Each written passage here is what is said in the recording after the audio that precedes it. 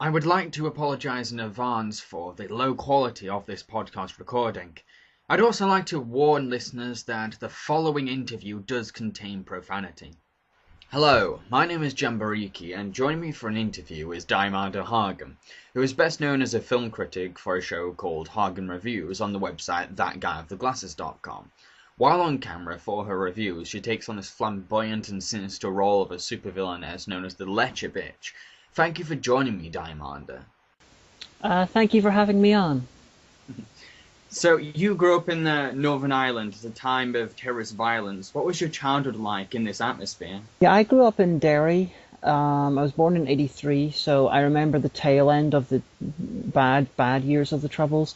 So my earliest memories of my hometown were barricades, soldiers, random parts of the city not being there the next day. Anytime I saw my hometown on the news, it was usually on fire. There was riots. I remember that there were sections of the city you literally couldn't get into because there was police blockades there, and you needed special permission to go through them. Even today, the police stations have like massive armored doors. It's quite an interesting place to grow up in. How would you say it's affected you as a person as you've grown up? Possibly made my humor a bit darker. It's definitely made me more blasé about quote-unquote terrorism than a lot of other people, but that's what happens when you grow up in a place which has a lot of something. I expect Californians are very blasé about earthquakes. I expect people from Kansas are more blasé about tornadoes and the danger that they pose than, say, someone from New York City. If you grow up with something, it's just accepted. It's part of your life. So I think that's how it's affected me. What was school like for you? When I went to primary school, how to describe it? When I went to primary school, the integrated schools hadn't really come into Northern Ireland, and integrated in Northern Irish terms means Catholics and Protestants together in a school because, they're exciting like that. So the first 7 years of my schooling, I was at a government-run school, which was quote-unquote a Protestant school. Anywhere else in the UK would be referred to just as a government normal school, which everyone technically goes to.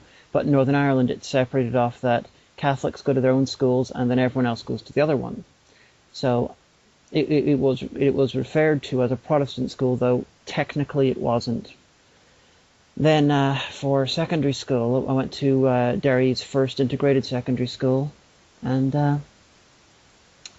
there was slightly more variety of people there. How did other students at your school treat you? I wasn't exactly very popular, if that's what you mean. Because unusual for someone growing up in Northern Ireland, I'm not actually any stripe of Christian, and I've never been. So I was one of the few ones that didn't religiously have a side in the whole Troubles thing. So in some ways I was like an outsider looking in, but only in some ways. So after school, did you attend university or college? Yeah, went to a college in Derry, and after that went to Stafford, University in Stafford in England. Then came back after then, and I'm currently in Northern Ireland again. What did you study? College, I was studying moving image and sort of film and stuff, and then in university I moved over to production technology. I have a BSc in film production tech, which means that I technically I could be hired as a professional camera operator or editor or lighting person or anything, but most of those things I'm not stupendously good at. Editing I'm quite good at. The lighting and camera I'm passable at, but I definitely wouldn't call myself pro level, but I managed to pass a degree in it. At what point did you gain an interest in exploitation films and trash cinema? I don't know, probably because growing up, I never got a chance to watch films like that when I was a child. So the forbidden was interesting to me, and whenever I got the chance to do it myself, to decide what I wanted to look at, I got interested in that sort of thing. and to this day I'm interested in seeing stuff that I'd never seen before. So what is it about exploitation films that you really enjoy? They're a lot less generic. Mainstream films are made to certain formulas, and to a certain extent all film is, but, well, almost all film. But exploitation films are a lot less formulaic. Almost anything can happen in an exploitation film, and I really, really appreciate that. What inspires you to start your own review series on the internet? I'd got my BSc in film production technology, and anytime I tried to get anything off the ground, it never really worked. I managed to win an award for a screenplay that I wrote that never was produced. I was nominated for an award for a play I wrote, but nothing ever went anywhere. So, and then I was introduced to the Nostalgia Critic, and I just figured I could do that. That's the sort of thing that with my technology and with my ability I could do. And so I gave it a go, having never seen like a so-called evil reviewer. So I decided to do that. Instead of sitting down in front of a camera, I stood in front of a camera. I wore crazy makeup. I changed the lighting and the look of the thing, anything I could to make it look different from other people's stuff, and decided to give it a go. And apparently I can do it to some degree. You have said that you wanted your on-screen supervillain character to be covered up in makeup to hide your identity. Is there any reason why you didn't want to be recognised on the internet? Yeah, that was one of the many reasons. Basically, I wanted to minimise the amount of connection between me and the person doing the thing, because I didn't want to. I just like having my own. I like having vestiges of anonymity. And it's the same. It's hard to explain. There's a lot of good things about sort of doing sort of things for the internet, but there's also negative things to it. So in my own way, I was trying to maximize one while minimize another. I see what you mean. Now, before you started Haggan Reviews, did you have any experience in acting? Yeah, I'd done some plays. I'd appeared in like a couple of university people's short films. I'd appeared in like a music video that I'd done. Little things. But I actually, to take my sort of anonymity thing a little bit further, I originally did not want to appear in the show at all. I just wanted to write and edit it. However, no one else that I knew would actually play the part of Haggan, so I kind of had to. When you uploaded the first ever episode of Haggan Reviews, what kind of reaction were you expecting? I had no idea. I was hoping for some sort of, people to notice it, which they kind of didn't. It took me a long time to get noticed while doing for doing these reviews. Like, it took me about 10 episodes in and about 8 months in for me to get noticed even on That Guy with the Glasses forum. It took me another 8 to 10 months to get in for That Guy with the Glasses. I put up episode after episode and was pretty much ignored. So, but that's what happens to a lot of people who do this, and people give up. I didn't, which might have been foolish on my part, but it eventually paid off. How has That Guy with the Glasses helped your review series? Well, before I got signed on there, my average review show, my movie reviews, which was my most unpopular stuff generally, would get about 300 hits. It's a lot more than that now. Definitely not as big as big players on That Guy with the Glasses or in the internet reviewing world in general. I'm definitely not a big player. I'm very, very niche, but I got more exposure. I got more hits from my videos. My videos are watched more often, and perhaps most interestingly, I don't seem to be able to go to a nerdy, geeky convention anymore without being recognized by at least one person.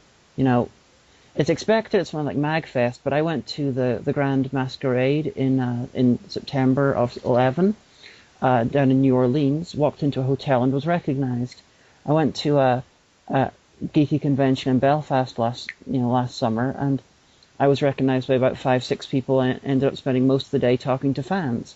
It's quite odd, you know. For small amounts of time, I can be a celebrity. It's a bit weird. How do you feel about your fame? In many ways, it's a very good form of celebrity, because it doesn't get, I don't have it enough that it gets old and boring.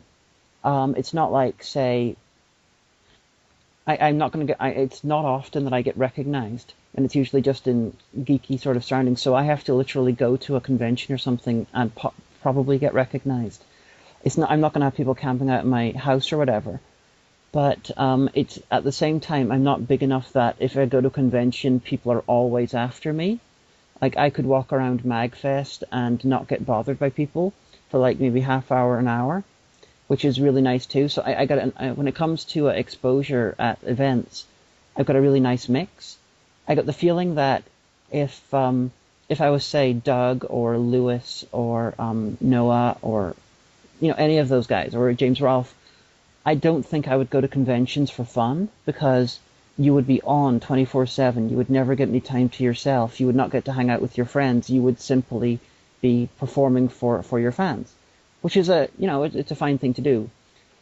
But I expect that's why Doug in particular doesn't go to MagFest, because it's not fun to go to a convention if you're going to be working all the time. Have you ever had a scary encounter with a fan? No, not that I recall. I think it's possibly because I intimidate my fans. I'm apparently quite scary, so no, I've never had a scary thing with a fan. I've never had a stalker, nothing like that. Now, to me, the character of Electra Bitch is like a reincarnation of the late drag queen Divine. Would you say that Divine's characters have been an influence on the Electra Bitch? I have never heard anyone compare Hagen to Divine. Oh. Last time I was over visiting my wife in Pikesville, which is just outside of Baltimore, I discovered there was a museum in Baltimore which actually has a 12-foot tall statue of Divine in it, and we never got to go, but it's just reminded me I really want to see it. But Divine was not an inspiration for the character at all. Actually, it's all in the full name of the character, Diamanda Grace Jones Hagan. Diamanda Gallus is how the way that the character's voice came out was inspired. She has an incredible vocal range. She'll go from screeches to sort of moaning to really highs to really lows, and so that's what I try to do in my play the character. Nina Hagen is a German 80s, though she's still going, sort of glam punk singer, and she has very, very, very interesting looks visually. So she inspired how Hagen looks, and general attitude was inspired by Grace Jones. By any chance, have you seen any film starring Divine, though? Oh yes, I've seen much of John Waters' his oeuvre, so I'm familiar with Divine. Now that you mention it, I could definitely see some little similarities between Hagen and Divine. Owen Citizen from The Guy with the Glasses likes to say that Hagen sounds like a cross between Mrs. Doubtfire and Captain Janeway, which is rather another funny description for the character. What has been your proudest achievement since you set up Hagen Reviews? Honestly, well, met my wife through the show because she started out as a fan, but the single thing I'm most proud of, someone left a message on one of my, because I occasionally review Rapture movies, and someone left a message saying that they had gone from being a fundamentalist, Rapture-believing extremist Christian to being a moderate Christian because, as a direct result of my reviews, that I'd pointed out the absurdities and the horrific ethics of it, and they stopped believing that because of it. That's probably the single best thing that came out of my reviews. The second best is similarly related. I had a review called International Guerrillas for this Pakistani film, which is all about, glorifying terrorism, and there's flying Korans and God melting people. And I did a review of it, and a guy who's actually from Pakistan sent me a long message explaining that he was incredibly impressed with the fact that I knew so much about Islam, that I was treated the subject so well, and I was quite proud of that. I don't actually set out to use kid gloves on any subject, let alone religion, and but to have someone saying that that someone who was directly affected by it was very impressed with it. It was touching. So would you say that changing people's beliefs or opinions is rewarding in a sense? Oh, having an impact is like with the second guy. I didn't impact his views any. It was just I found he was just very impressed with it, and I found that touching. But having in changing someone's beliefs or views through not deliberately doing so, but having that effect, and from your point of view, in making their beliefs a little bit more moral, I think anyone would think that is a good thing. Obviously we all have different ideas of what's moral and what constitutes an improvement, but if someone else changes their views to something that you view as more moral as a side effect of something that you did that you weren't intending to do, I think almost anyone would view that as a good thing, just for themselves. Now, your show often features cameos from Diamanday's minions, which are described as creatures that she created in vats that she cruelly tortures. What made you come up with the idea of the minions? The minions started out as a one-gag thing back in the Memory Run review. It was just a one-off joke. Haggan had said a bad joke, someone had jumped in and beat her over the head for saying a bad joke, and then they had this idea, just two minions who screamed, "Oh, you killed the mistress, you're the mistress now." And then the person attempts to take over the show. Haggan comes back and kills the person, and the person's body is dragged out, and Haggan screams, "Burn that." Now, this episode hasn't turned up on That Guy with the Glasses yet, but it is one of my strongest episodes from my early show. But the few people who watched the show, who left comments, they loved the minions. So now by that time I had got up to writing about episode 10, so I reverse engineered episodes 4 to 9 to include minion skits. I went back and I inserted them because they were so popular and because it was so much fun, and because it let me have an extended cast, which no one else at that point I'd seen doing that. So I really it's hard to describe exactly where they came from. It's just I already had the masks there, one-off joke, ran out, and it became popular enough that you couldn't really imagine the show without them now. So what would you say makes a good critic? I don't know if by its nature there can be a good or a bad critic. All you can do is say what you think, and other people are going to decide whether they agree or not, and therefore whether it's good or bad or not. It's an entirely personal thing.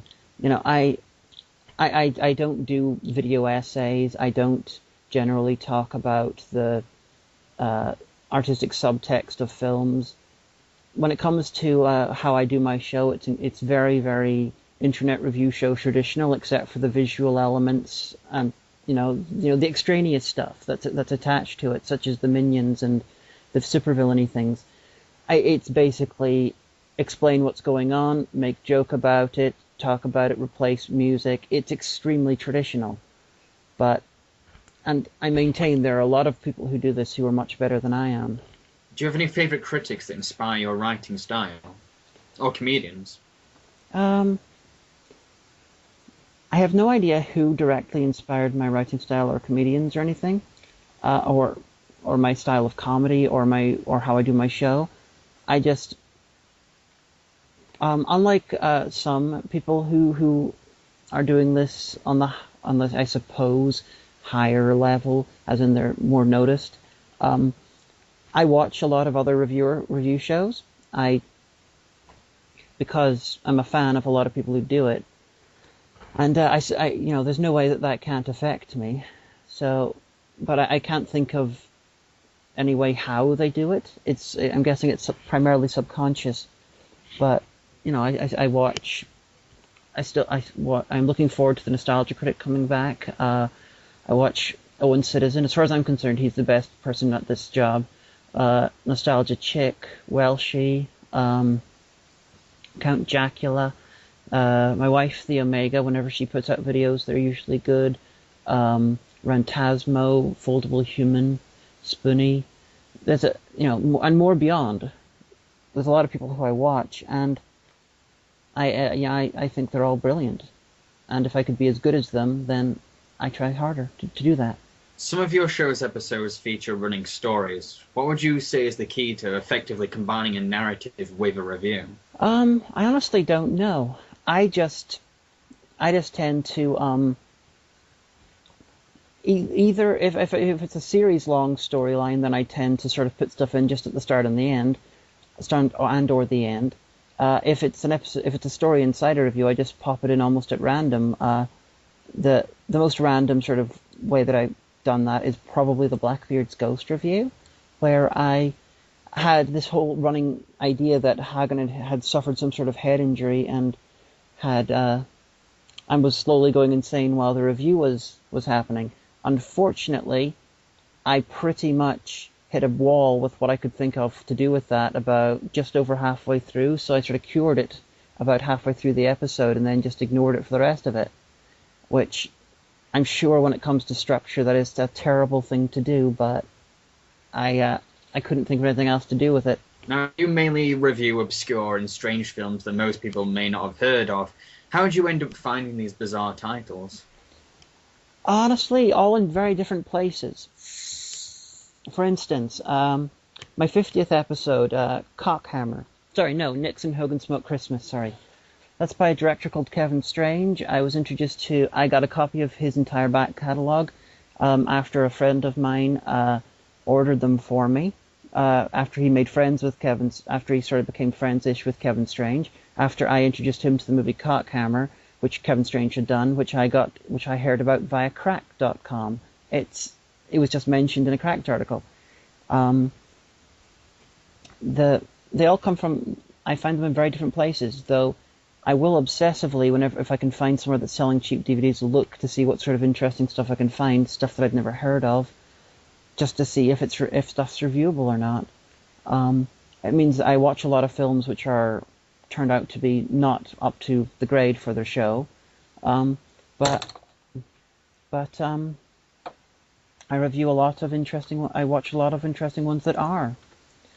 They all really come from different places. Your show also features a supporting character called Alistair, Homeless the Bastard. What was your inspiration behind this character? Complete total rip-off of the Bum. I just intended to do a one-off episode, which was like an English version of the Bum, who was a theatre person who reviewed Romeo and Juliet, and that was it. However, when editing it, I noticed that the character that I'd done, unlike the Spoonie Bum or Linkar's version of the Bum, is not just a note-for-note rip-off of the Bum, but I'd actually changed quite a lot of stuff more than I'd realized, from the way that the character acts, to obviously what he reviews, to just I felt that enough had changed that it could be an independent character, though definitely they are a rip-off of the Bum, though they are by far the most far removed from the Bum that I have seen on an internet show, because there was a time when everyone was doing rip-offs of the Bum, and usually for one or two jokes, like Spoonie killed his off during, I think it was his Final Fantasy X review, and but Alistair's the furthest removed from the character, shall we say. The second furthest is probably the Cinema Snob's version of the Bum, who is literally just a homeless guy and is not funny at all. You've done a lot of crossovers with other internet critics. Is there anyone in particular that you would love to do a crossover with? Someone who haven't worked with yet?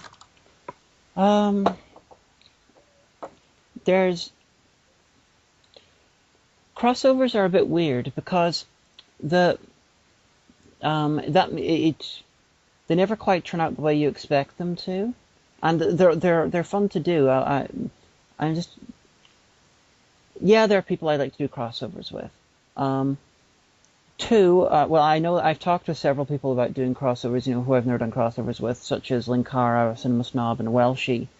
Um, so are they included in the list, or does it have to be someone who I've never even talked to about doing it with? Anyone at all that you've never done with? Anyone? Okay, well, there's those three. I would love for our sort of ideas to sort of come to fruition for that. Um, I wouldn't mind doing one with Nostalgia Chick, Rantasmo, Count Jacula. There's a hell of a lot of good people. Basically, if I think someone's good, I wouldn't mind doing a crossover with them. Now, recently you had the chance to work with Doug Walker, who plays Nostalgia Critic, in a crossover. What was it like meeting the person that inspired the template for Hagen Reviews? Well, okay. I arranged this crossover. I asked him about doing it, the heavy metal review, whenever I knew that I'd been told that, To Boldly Flee was happening and the critic was ending. I was not at the shoot, obviously, and actually you weren't supposed to find out about it unless you were at the shoot. So I'm not saying who told me, but I was informed. So I went to Doug, basically, and asked him to do a crossover with him for heavy metal, because ever since I first saw his show, and that was, that was the Batman and Robin review, that's the film I wanted to see him review, because I love heavy metal and I wanted to see his take on it. Now, I suggested doing the crossover because I didn't think he'd accept it. However, what I thought would happen was he'd say no, and then maybe he might think, but heavy metal, that might be a good episode to do before I end the show. But then he said yes, and I was fucking terrified and panicking. And I was like, what the fuck? He said yes, and then, because he was deeply editing To Boldly Flee at the time, I had to write the first draft of the script, and what made it even worse was because he was so busy with the editing, he wasn't even able to take notes for my first draft. So I literally had to write the first draft of the script by myself, and then he had to edit it to make any changes that he wanted. So that was incredibly daunting. It turned out okay. He didn't change he didn't like completely retool my script from the ground up. He kept a lot of stuff in there the same as it was. So I'm quite proud of that episode, although my camera quality is terrible. You also run a review series called Twatty Who, a show that critiques the episodes of Doctor Who that you didn't enjoy. What inspired you to create this review series? It was the Twatty Who reviews. It was like my Bone Kickers. It was reviews. It was just a chance for me to do a review show that did not require me to do two-camera stuff, because the two-camera stuff is a pain to edit. It's a pain to film because I have to put the makeup on, because I gotta get the room set up. I gotta have all of the other the actors who play minions and stuff. I gotta have someone behind the camera. So it allowed me to do more episodes than just the ones that I filmed for the regular Hagen reviews. And I did the Twatty Who because I have shit to say about Doctor Who. And my approach to the show was in the name, although a lot of people seem to miss that. I am being a twat in the show. I'm sort of just loudly and horribly stating my real life views, but I'm saying them in a much more brutal way than I might actually feel them. It's the show. It's like the unrestrained id of a fan thrown on Doctor Who. Which would you say are your most controversial reviews that you've made? Nice you said reviews, because I recently finished a trilogy of reviews looking at 3 films by Bill Zabub. The first episode was had to be taken down from Blip. The second, and because of the name of the film, I'm sure it's the name of the film. The second episode started someone demanded I take down the review because it was insulting to that the movie was offensive. Not the review was offensive, the movie was offensive. So I think those two, quite possibly. That was Forgive Me for Raping You and Zombie Christ. Has any set piece or scene from an exploitation film ever made you feel sick, or would you say that you have a stomach made from steel? Don't know if any scenes from an exploitation film has made me feel sick per se. At least not that I can really recall. I mean, while doing the show, my sort of what I can handle has gone up exponentially. Like when I did the first season, I watched Ilsa for the first time while writing my notes for the script for my review of Ilsa She-Wolf of the SS, and I found the film extremely difficult to watch. But then, 3 seasons later, I do a review of Slaughtered Vomit Dolls, which is 70 minutes of just violence, sex, dissonant noise, voiceover, and vomiting. But recently, I had one of the most difficult times I've ever experienced while watching a feature film, and it's for an episode in season 5, and the film is called Where the Dead Go to Die, and the episode is sure to be, I'm pretty sure I'm going to lose most of the audience during the episode, not because of anything I do, but because of what the film does. In a previous interview, you stated that Time Bandits is your favourite film. Is this still true? Uh-huh. Why do you like Time Bandits? I'm a big fan of Terry Gilliam. Time Bandits is one of those horribly rare things, an intelligent and dark children's film. And one thing I like is that when children's media treats children like equals and doesn't talk down on them, and so I really I have a genuine like for children's media that treats children with respect. So Time Bandits is one of the films that does that, and I also gets bonus points because I watched it as a child and loved it as a child. Would you say there's a film that you cannot stand, that you hate? Oh, there's a lot of films I really don't like. Famous examples: Titanic, The Land Before Time, The Matrix. Everyone's got films they don't like. I don't know if I could really say that I can't stand them. It's not a case of if I see a copy of it, I have to throw it out a window or anything. It's just art that I really don't care for. A lot of your reviews rely on jokes or sketches to be entertaining. Would you say that comedy is a difficult process? I sometimes do have to take a lot of time and effort to come up with something that would make a particular scene I'm working on funny. Sometimes you hit a brick wall, but generally I can usually get enough inspiration from a film so that it might take a little while, but I can work out what to do. Every film's different. Every review's different. Sometimes I'll put in a joke which I think is just a placeholder, and I never think of anything better for it, but it turns out that the joke that was originally a placeholder that I wanted to replace because I thought it was terrible actually becomes really popular. Like, for the first big chunk of my show, the most popular joke that I'd ever done was in my Land Before Time H review, where this dinosaur comes out and says that they're Spike's mother, and Spike is a Stegosaurus, and this other one is this two-legged water-being dinosaur. I can't remember the name of the species, but she says, "I'm his mother," and then then I just then cut to me, horrified, confused reaction, screaming, "What the fuck was his father?" And I thought it was a bad joke when I scripted it. I thought it was a bad joke when I filmed it. I really wanted to think of something better to put in there, but I still, to this day, get people sometimes referencing it at me. What advice would you give to someone who wants to become an internet reviewer?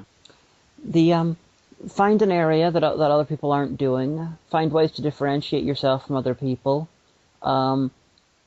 If you want to be a success, apart from the usual things of needing to be charismatic, writing well, editing well, whatever, you're going to have to do stuff that's also mainstream, which is incredibly difficult to do because the mainstream stuff was picked off years ago. The longer it goes on, the harder it's going to be to get into it, which is really unfortunate because there's a lot of talented people out there who are trying and just not getting anywhere near the amount of success as they deserve. If you really want to do it, do some episodes, keep trying, and hopefully you'll make it to some degree of success. There's plenty of sites who deal with it beyond that guy with the glasses. So if you don't get on that guy with the glasses, don't worry, there are other sites to try. What would you like to achieve in the future? I would not mind being able to make feature films of my own. I would not mind. I have an idea for a Hagen feature film, but I'm not holding my breath, for making that. But if I could somehow move on to doing full films, that would be really cool. Although, do the reviews as a side thing, that would be really cool. But right now, my main thing I would like to achieve is being able to live with my wife. She lives in America, I live in the UK. Because of a mixture of American law and the financial requirements for moving to the UK, we can't be together. Would you say that your wife is a major influence on your reviews?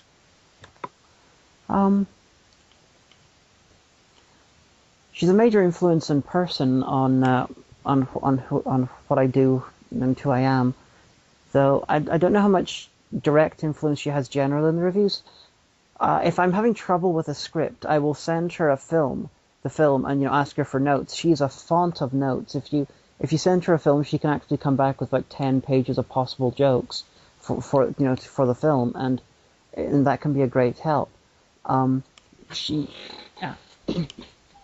helped out things like that with reviews such as she actually, one of the jokes in the heavy metal review was one of her suggestions, which survived my script into Doug's script and is in the final review itself. It's referring to the Hanover Fist turning into the giant monster and yelling that it's the Law and Order Avengers. It's criminal court with the Hulk. That was one of hers. She is very, very good at coming up with jokes and stuff, and she's very supportive. So would you call her a muse? Generally in life, yes. Don't know if in reviews in particular, probably no more than she is, in the rest of my life. Well, Diamandai, thank you for taking the time to talk to me. Well, thank you for having me. It's been a little while since I've done any of these interviews. I hope I wasn't too shit. It was great. I hope my listeners enjoyed this interview. You can check out Diamandai's work at diamandaihagen.wordpress.com or Blip TV or thatguyoftheglasses.com. Feel free to also follow her on Twitter at Diamandai. I personally believe that Diamandai is a talented, funny and intelligent individual that deserves far more recognition for her efforts. I also apologise for the low quality of this recording. If you'd like to check out my other stuff, then head to Jamberuki.com. Thank you.